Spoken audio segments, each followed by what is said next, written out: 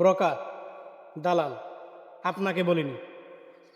এই দালাল শব্দটা আগে আমরা শুনতাম গরুর হাটে, যে গরু বেচা কেনায় মধ্যস্থতা করত তাকে দালাল বলা হতো।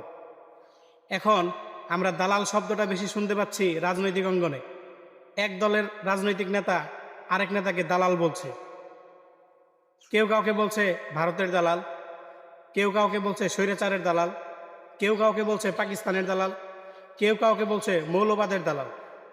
এই শব্দগুলো উচ্চারণের মাধ্যমে আমরা আমাদের মধ্যে ফাটল ধরাচ্ছি, আমাদের সম্পর্কের অবনতি হচ্ছে, আমরা একে অন্যের থেকে দূরে চলে যাচ্ছি। আপনি আপনার রাজনৈতিক প্রতিপক্ষকে পরাজিত করবেন যুক্তি দিয়ে, বুদ্ধি দিয়ে, আপনার রাজনৈতিক প্রজ্ঞা দিয়ে, কিন্তু এই সমস্ত শব্দ উচ্চারণের ফলে আমাদের মধ্যে বিভক্তি সৃষ্টি হচ্ছে, আমরা বিভক্ত হচ্ছি। মনে রাখবেন, বিভক্ত জাতি কখনো অগ্রসর হতে পারে না।